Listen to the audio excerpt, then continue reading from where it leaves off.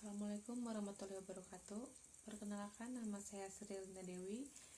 Saya dari kelas PBSI 1B. Di sini saya akan membahas cerita tentang kapan pandemi COVID-19 ini berakhir.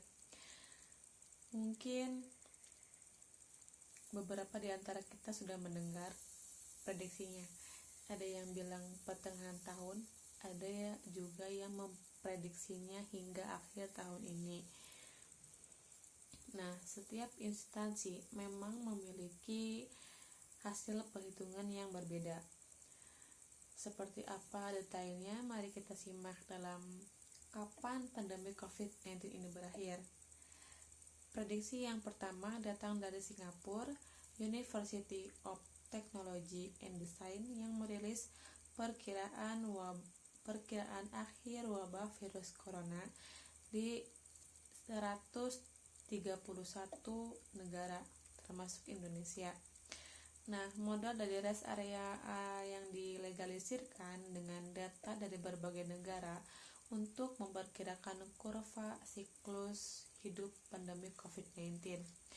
Dalam data yang pertama disebutkan bahwa negara tetangga yaitu Malaysia diprediksi akan lebih dulu mengakhiri wabah pada tanggal 6 Mei 2020. Kemudian disusul negara Singapura yang akan berakhir pada 4 Juni 2020. Nah, sementara di Indonesia sendiri diprediksi bahwa 97% dari kasus akan berakhir pada 6 Juni 2020. Namun, rupanya kemarin per tanggal 27 April prediksinya direvisi, dipercepat menjadi 4 Juni untuk Indonesia. Nah, sementara itu secara global diprediksi wabah COVID-19 akan sepenuhnya berakhir di akhir tahun, tepatnya di tanggal 26 November 2020.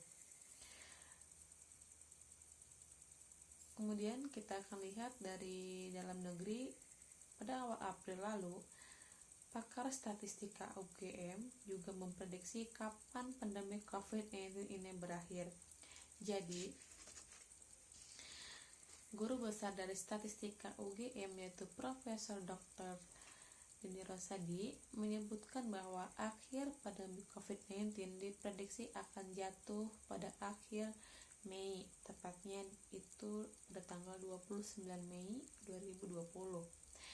Nah, ini dengan perkiraannya adalah minimal total penderita positif yaitu sebanyak 6.174 kasus. Nah, jika kita bandingkan dengan perkiraan lainnya, tampaknya prediksi ini cukup optimistis baik dari segi waktu maupun juga jumlah kasusnya.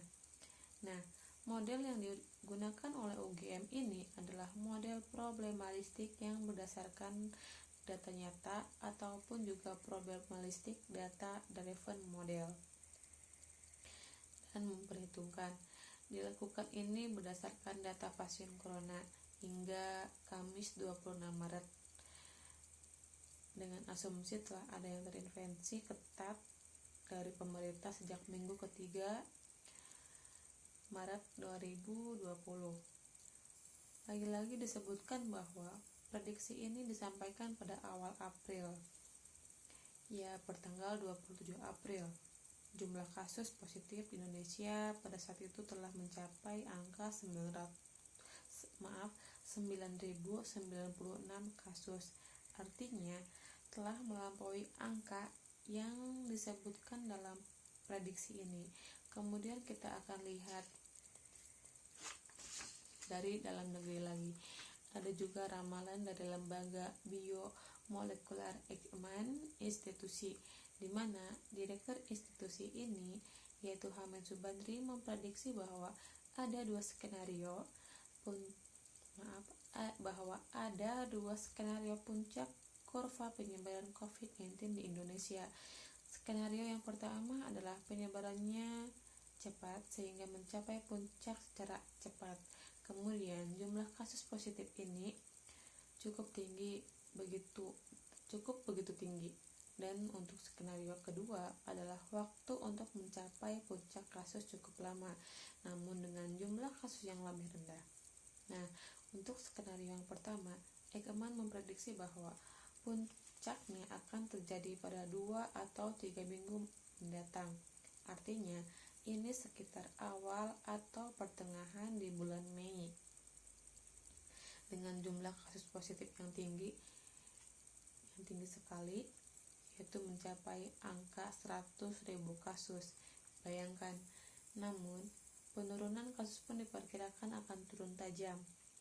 Dalam skenario ini, yang paling dikhawatirkan adalah fasilitas kesehatan yang tidak cukup memadai karena lonjakan pasien yang begitu tinggi. Nah, sementara untuk skenario kedua, puncak penyebaran COVID-19 akan mundur hingga akhir Mei atau awal Juni 2020. Nah, meski lebih lama, namun lonjakan kasus tidak begitu tinggi. Namun, catatan bahwa skenario ini bisa berhasil jika masyarakat Indonesia disiplin dalam aturan PSBB ataupun juga melakukan social distancing. Apapun ramalan ataupun prediksi yang benar, satu yang menjadi catatan penting yaitu kita semua harus disiplin menjaga jarak sosial dan menerapkan protokol kesehatan untuk mencegah COVID-19. Terima kasih atas perhatiannya. Kurang lebihnya saya mohon maaf. Saya akhiri. Wassalamualaikum warahmatullahi wabarakatuh.